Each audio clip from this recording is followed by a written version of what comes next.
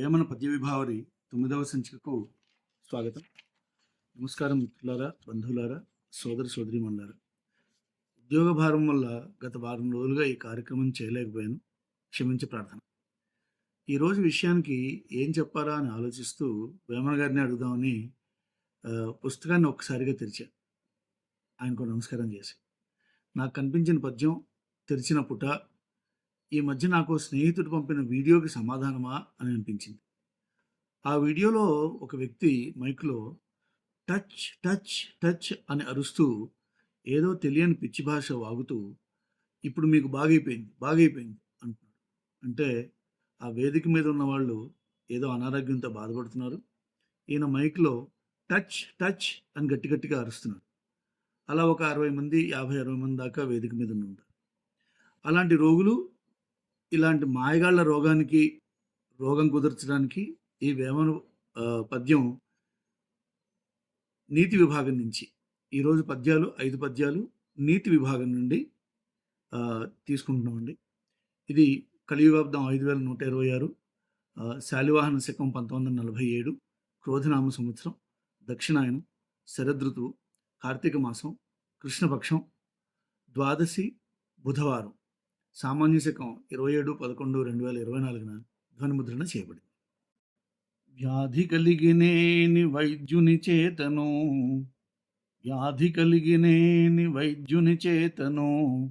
మందు తినక కాని మానదెందు.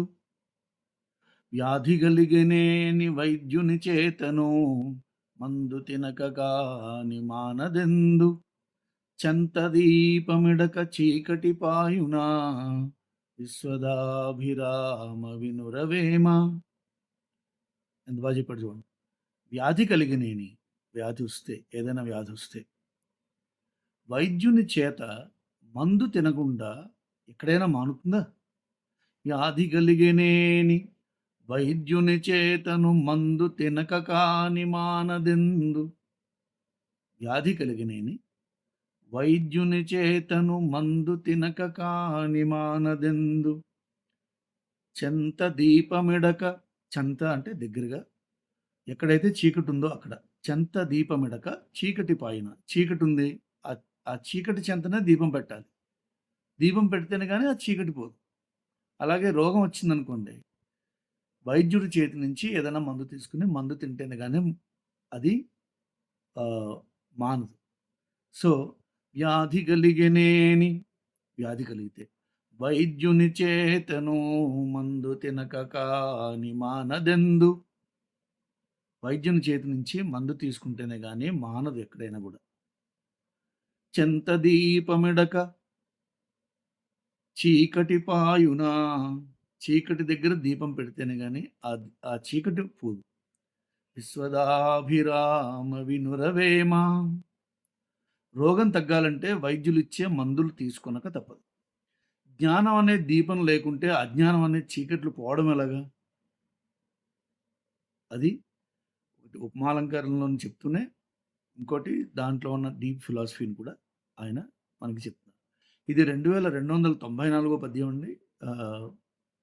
పేజ్ నెంబర్, మీరు అదే పుస్తకం కనుక ఫాలో అవుతూ ఉంటే 500 పేజీ నీతి విభాగంలో పద్యం అండి. 2290 పద్యం అండి, నీతి విభాగం నుంచే. ఇది కుటిలంగా ఉండే వాళ్ళ బుద్ధి గురించి చెప్తుంది. ఇది కందంలో చెప్పారు. కంద పద్యం ఏంటంటే మీకు తెలుసు కదా, పద్యం చదివే విధానం కొంచెం డిఫరెంట్గా ఉంటుంది ఆటవిలతోటి. ముందరి పోటుల మాన్పను మందెందైనను గలుగును మహిలోపలని. నిందల పోటుల మాన్పను మందెచ్చటనైన గలదే మహిలోవేమా. ముందరి పోట్లు అంటే ముందు నుంచి వచ్చి యుద్ధం చేస్తూ ఎవరైనా కానీ కత్తితో పొడిస్తే వాటికి మందు ఉంది మహిలో, అంటే భూమిలో. ఈ నిందలు అంటే మన వెనకాల ఎవరో ఒకరు ఏదో ఒకటి మన మీద నిందలు వేస్తూ ఉంటారు. ఈ నిందలు మన మీద, మన జీవితం మీద చాలా చాలా ప్రభావం చూపుతూ ఉంటాయి. ఈ నిందల పోటుల మాన్పే మందు ఎక్కడైనా ఉందా మహిలో వేమ అని అడుగుతున్నారు. అంటే లేదు అని అర్థం అనమాట. ఈ నిందలనే పోట్లు మామూలుగా యుద్ధంలో వచ్చి ముందుకు వచ్చి పోరాడుతూ వేసే పోట్ల కన్నా, ఆ గాయాల కన్నా చాలా తీవ్రంగా ఉంటాయన్నది ఈ పద్యం యొక్క భావన. మళ్ళీ ఇంకోసారి చదువుతానండి. 2290 పద్యం. ముందరి పోటుల మాన్పను, ముందరి పోటులు అంటే ముందుకొచ్చి యుద్ధం చేస్తూ వాళ్ళు పొడిస్తే, ఆ ముందరి పోటుల మాన్పను మందెందైనను గలదు, మందెందైనను గలుగును మహిలోపలని, మహిలోపల, మహిలోపలన్, తర్వాత ఈ ఈ నిందల పోటుల మాన్పను, ఈ రెండు కలిపి ముందరి పోటుల మాన్పను మందెందైనను గలుగును మహిలోపలని, నిందల పోటుల మాన్పను మందెచ్చటైన గలదే మహిలో వేమాం. సో ముందరి పోటుల మాన్పను మందెందైనను గలుగు మహిలోపలన్, ఈ నిందల పోటుల మాన్పను మందు ఎచ్చటైన కలదే మహిలో. దీంట్లో తెలుగులో ఒక మధుర భావం ఏంటంటేనండి, ముఖ్యంగా మనం వేమన గారి పద్యాలు చదువుతున్నప్పుడు ఈరోజు కూడా కాస్త జాగ్రత్తగా పద విభజన చేసుకుని చదువుకుంటే మళ్ళీ ఇంకోసారి భావం చదువుకోవాల్సిన అవసరం లేకుండానే భావార్థం తెలిసిపోతుంది. మీరు దాంట్లోంచి ఎంత నిగూఢార్థాన్నైనా కూడా తీసుకోగలుగుతారు. ఒకటి భావార్థమే కాదు, పదార్థం తెలుస్తుంది, ప్రతిపదార్థం తెలుస్తుంది. ప్రతిపదార్థం తర్వాత భావార్థం కూడా చాలా అద్భుతంగా తెలియబడుతుంది. యుద్ధంలో కలిగిన గాయాలకు మందు వేయడంతో మాన్పవచ్చు, కానీ నిందల వల్ల కలిగే గాయాలకు మందు లేదు, అవి మానవు. సో మనం నెక్స్ట్ 2291 అండి. ఇది మళ్ళీ ఆటవెలదండి. ఆటవెలదిలోనే పద్యం. శ్రవణ పుటములున్న సార్థక్యమేమిరా. శ్రవణ పుటములు అంటే, శ్రవణం అంటే చెవులు, పుటములు అంటే ఈ కన్నాలు. ఓకే, ఈ శ్రవణానికి ఈ ఈ ఈ కన్నాలు ఉన్నాయి కదా, ఈ ఉండడం వల్ల సార్థక్యం ఏమిటి, దానివల్ల ఫలితం ఏమిటి? శ్రవణ పుటములున్న సార్థక్యమేమిరా వినగవలెను పెద్దలనిడివన్నీ. ఎందుకు దీనికి ఉన్నాయంటే, ఎప్పుడు సార్థక్యం ఎప్పుడు అని అంటే, వినగవలెను పెద్దలు అనేటివన్నీ. పెద్దలు చాలా ఎక్స్పీరియన్స్ తోటి, వాళ్ళు చూసిన జీవితంతో, వాళ్ళ జీవితానుభవాలను రంగరించి మనకు చెప్తూ ఉంటారు. శ్రవణ పుటములున్న సార్థక్యమేమిరా వినగవలెను పెద్దలనిడివన్నీ, వినగ నీకె విశదములవు సుమ్ము విశ్వదాభిరామ వినురవేమ. వినగా నీకే అది అర్థమవుతుంది. కాబట్టి విన్న వెంటనే ముసలాడు ఏదో చెప్తున్నాడు అని వదిలి వాడికేం తెలియదు అని అనుకోకుండా, వాళ్ళు చెప్తున్న జీవితానుభవ పాఠాలని జాగ్రత్తగా వింటూ ఉంటే వాళ్ళు ఎందుకు చెప్తున్నారు, దేనివల్ల ఈ మాట చెప్తున్నారు, ఎందుకు చెప్తున్నారు అనేది నీకు అర్థమవుతుంది అని అంటారు. మళ్ళీ ఇంకోసారి చదువుదాం. శ్రవణ పుటములున్న సార్థక్యమేమిరా వినగవలను పెద్దలనడివన్నీ, వినగ నీకు విశదములవు సుమ్ము విశ్వదాభిరామ వినురవేమ. చెవులున్నందుకు పెద్దలు చెప్పే మంచి మాటలు బాగా వినాలి. వాటిని శ్రద్ధగా వింటే అవి ఎంత విలువైనవో నీకే తెలియగలదు అన్నది ప్రతిపదార్థం. కానీ మామూలుగా చెప్తూ ఉంటారు, మీ నాన్న చెప్పే మాటలు నువ్వు నాన్న అయ్యేంతవరకు తెలియవు అని అంటారు. అంతవరకు ఒక రకమైన యువరక్తం అదేదో ప్రవహిస్తూ ఉంటుంది. సో మీ నాన్న నువ్వు స్కూల్కి వెళ్తున్నప్పుడు, కాలేజీకి వెళ్తున్నప్పుడు, ఎస్పెషల్లీ ఏమైనా ప్రొఫెషనల్ స్టడీస్ చదువుతున్నప్పుడు, నీకు ఇంకా పెళ్లి కాలేదు, పిల్లలు లేరు, అప్పుడు వాళ్ళు మీ నాన్నగారు చెప్పేవన్నీ కూడా పెద్దోడు మరీ చాదస్తం ఎక్కువైపోయింది అనిపిస్తుంది. ఎప్పుడైతే మనం కూడా మనకి పిల్లలు పుట్టి మన పిల్లలు ఒక దారిలో వెళ్తున్నప్పుడు మన నాన్నగారు ఎంత ఉద్దేశంతో అది చెప్పారు అన్నది ఇప్పుడు మళ్ళీ అర్థమవుతుంది. కానీ నీ కొడుకు నువ్వు ప్రవర్తించినట్టుగానే ఆ రోజు ప్రవర్తించినట్టుగానే ప్రవర్తిస్తాం.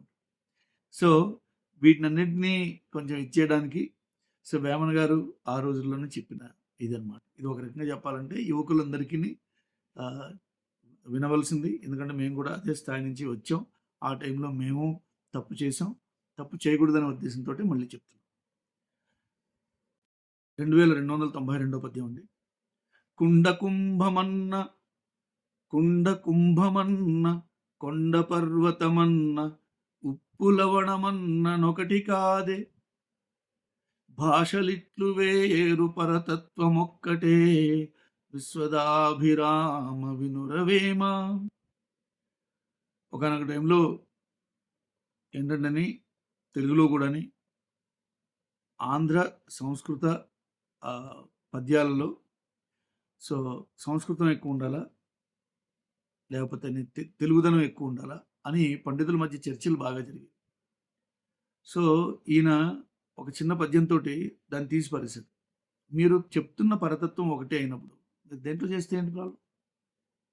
కుండ కుంభమన్న కుండను కుంభం అంటున్నారా? దాంట్లో ఏంటి ప్రాబ్లం? కొండ పర్వతమన్న కొండను పర్వతం అన్నారు. ఉప్పు లవణమన్న ఒకటి కాదే. దీని గురించి మీరు లేదు సంస్కృతంలోనే పద్యాలు ఉండాలి, అదే ప్యూర్, లేదా తెలుగులోనే ఉండాలి ఎందుకంటే అది మన మన మట్టికి సంబంధించింది అని ఎందుకు మీరు దాని గురించి వాదులాడుకోవడం? భాషలిట్లు వేరు పరతత్వం ఒక్కటే. ఎందుకంటే పరతత్వం ఒకటే, మీరిద్దరు చెప్పేది ఒకటే. మరి అలాంటప్పుడు మీరు ఇది అది అనుకోవడం ఎందుకు? రెండు కలిపి చేయండి అన్నది వేమన గారి నీతి సూత్రం ఇక్కడ. కుండ కుంభమన్న కొండ పర్వతమన్న ఉప్పు లవణమన్న ఒకటి కాదే. భాషలిట్లు వేరు పరతత్వమొక్కటే విశ్వదాభిరామ వినురవేమ. కుంభం అంటే కొండ, పర్వతం అంటే కుంభం అంటే కుండ, పర్వతం అంటే కొండ, లవణం అంటే ఉప్పు. ఈ మాత్రం భాషా తేడా గురించి మీరు ఇటు అటు చేసుకోవడం ఎందుకు? దేంట్లోనే రాయండి, కానీ పరతత్వం మాత్రం పరతత్వం అంటే ఏమిటి? మనం మోక్ష సాధనమైనది ఏదైనా సరే సరిగ్గా చెప్పండి అన్నది వేమన గారి భావన. ఇది మనందరికీ చాలా చాలా ఇంపార్టెంట్. స్ట్రెస్ పెరిగిపోతుంది అది ఇది అని చాలామంది మాట్లాడుకుంటూ ఉంటారు కాబట్టి అది దానికి కారణం ఏంటి అన్నది చూస్తే మనం అనుకున్నది జరగకపోవడం, దానివల్ల వచ్చే ఉద్వేగాలే దానికి కారణం. దాని గురించి చెప్తున్నారండి. 2301 పద్యం. కోపమునను ఘనత కొంచెమైపోవును. ఇది కూడా ఆట వెళ్ళదే. కోపమునను ఘనత కొంచెమైపోవును. నీకంటూ ఒక మంచి పేరు వచ్చింది, నువ్వు ఒక స్థాయిలో ఉన్నావు. కోపమునను ఘనత కొంచెమైపోవును. కోపమునను గుణము కొరతవడును. కోపమునను గుణము కొరతవడును. కోపమునను బ్రతుకు కొంచెమైపోవును. విశ్వదాభిరామ వినురవేమ. నువ్వు ఇంతవరకు సంపాదించుకున్న పేరంతా ఆ కోపం వల్ల పోతుంది.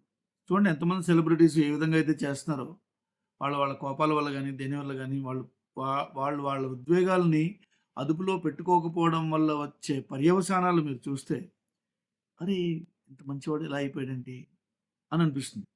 దాని తర్వాత కోపమునను గుణము కొరతవడును. వాళ్ళ క్యారెక్టర్ మీద వాళ్ళ వ్యక్తిత్వం మీద ఒక మచ్చలా మారిపోతుంది. కోపమునను బ్రతుకు కొంచెమైపోవును. ఇప్పుడు మన బ్రతుకు ఎవరండి? మన భార్య, పిల్లలు, మన స్నేహితులు, మన బంధువులు, మన చుట్టుపక్కల వాళ్ళు, మన శ్రేయోభిలాషులు.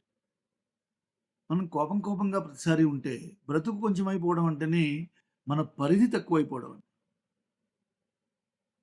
నేను ఎవరితో మాడుతున్నా కూడా సుబ్రహ్మణ్యం గారు కోపిస్తాడు అని అనేస్తాను.